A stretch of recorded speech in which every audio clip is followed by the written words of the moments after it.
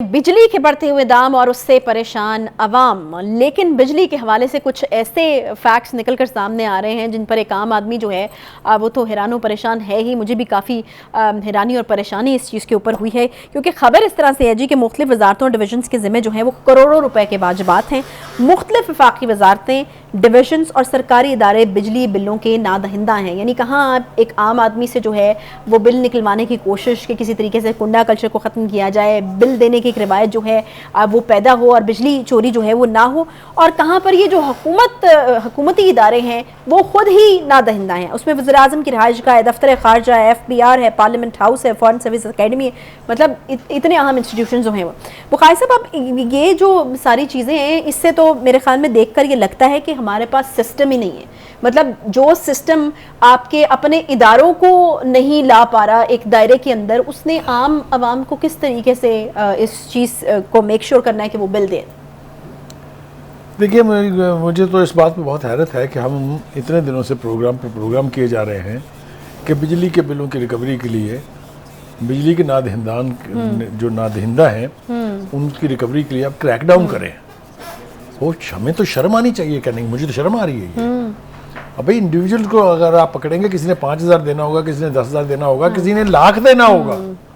यहाँ बात करोड़ों की है। आप जरा तसव्वुर तो करें कि दफ्तर खारजा 14 करोड़ 32 लाख 81 हज़ार रुपए का नादहिंदा है। Parliament house the mother of all institutions, उसने 5 करोड़ 20 लाख 26 हज़ार रुपए देने हैं। FBR जो दुनिया जहान से टैक्स इकट्ठा करती है, जो माली अदारा है, उसने 1 करोड़ 54 लाख और 20 हज़ार रुपए देने हैं। काबीना ब्लॉक 7 करोड़ की नादहिंदा है, 7 करोड़ से ज्यादा की। सिंध हाउस, जिसके साहब इतनी लंबी तकरीरें कर रहे हैं, और बेपनाह ये तो तफसील अभी मुख्तसर है जो हमारे सामने है। क्रैकडाउन तो असल में इनके खिलाफ होना चाहिए। वज़ीर-ए-आज़म हाउस भी शामिल है जी, प्राइम मिनिस्टर हाउस। मुझे ये समझ में नहीं आती कि ये वो सारे अदारे हैं जिनके बजट सैंक्शनड होते हैं, हर एक मद में उनके लिए पैसे रखे जाते हैं। ये अगर नादहिंदा होंगे तो आम आदमी क्यों दे जी पैसे? मुझे बताएं आप।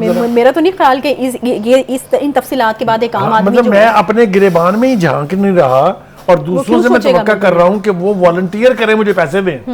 वो तो भाई ये जो लिस्ट इतनी बड़ी हमारे सामने पड़ी हुई है, इसका क्या होगा?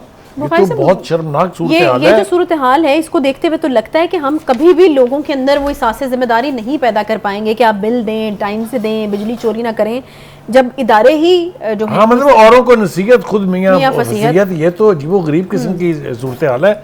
मैं तो इसको देख के वो जो प्रोग्रामों में हम कहते रहते थे अवाम बिजली का बिल दें, अवाम को जरूर बिजली का बिल देना चाहिए। ओ भाई, ये इतने सबसे पहले तो इदारे बिजली का बिल दें, सबसे पहले तो ये दें। ये देखें ना जरा, अगर आप इसको कैलकुलेट करके देखें, amount will run into billions. मैंने कहा ना कि ये तो चंद नमूने हमारे सामने हैं। सारे के सारे अदारे, मुझे लगता है सरकारी जितने भी हैं, चाहे वो प्रोविंशियल है चाहे वो फेडरल है। बुखारी साहब, मुझे ये बताएं कि सिर्फ अवाम को ही, जो अवाम की रगों में से जो है वो आपने खून चूसते रहना है इस तरीके से, या फिर ये इतने बड़े जो इदारे इनके ऊपर भी कोई क्रैकडाउन होगा? मेरे ख्याल से रकमें मुख्तस होती हैं, रकम मुख्तस होती है, तो उसके बावजूद आज इस प्रोग्राम की वसातत से इंटरिम प्राइम मिनिस्टर से दरखास्त करते हैं कि जनाब इन अदारों को मजबूर करें कि वो अपने एग्जिस्टिंग बजट में से ये पेमेंट्स करें बिजली की, ताकि एक रवायत कायम हो और हम लोगों से फिर जबरदस्ती वसूलियां कर सकें। अगर ये इसी तरीके से डिफॉल्टर रहेंगे और अवाम को आप छड़ियाँ मार के और डांगे मार के उनसे पैसे वसूल करेंगे, तो ये हिपोक्रेसी है। ये मेरे ख्याल से शर्मनाक सूरत हाल है, इसको तब्दील होना चाहिए। बहरहाल, हैविंग सेड दिस, बोस्तान साहब जो हैं, जो जिनकी डॉलर के ऊपर बड़ी गिरफ्त है, वो डॉलर के रेट के बारे में बड़े दावे भी करते हैं। उन्होंने कहा है कि अगर ये क्रैकडाउन जारी रहा, 4 क्रैकडाउन है ना, एक नहीं है बिजली का, तो एक है ना, बिजली का है, डॉलर पे भी है, ये क्रैकडाउन अगर जारी रहा तो डॉलर की कीमत 250 पे आ जाएगी, कोई बैद नहीं है। और ये मुझे प्लॉजिबल लगता है इसलिए कि 343 रुपए से डॉलर अब 300 से नीचे आ गया है। मीनिंग देयर भाई कि इस क्रैकडाउन के बाद 43 रुपए से ज्यादा कीमत कम हुई है डॉलर की। This is wonderful, this is unbelievable. और अगर ये सफर वापसी का इसी तरह जारी रहता है तो शायद बोस्तान साहब जो है वो ठीक कह रहे हैं। चलें जी, बुखारी से मेरे ख्याल में टाइम खत्म हो गया और इस अच्छी बात पे जो कि बोस्तान ने की है कि 200-250 तक आ सकता है, तो अवाम के लिए एक अच्छी खबर। इसी नोट के ऊपर जो है अब हम प्रोग्राम को जो है वो ख़त्म करते हैं। बहुत शुक्रिया बुखारी साहब। आज के प्रोग्राम का वक्त यहाँ पर ख़त्म होता है। इंशाल्लाह आपसे कल मुलाकात होगी। ख्याल रखिए अपना। अल्लाह हाफ़िज़।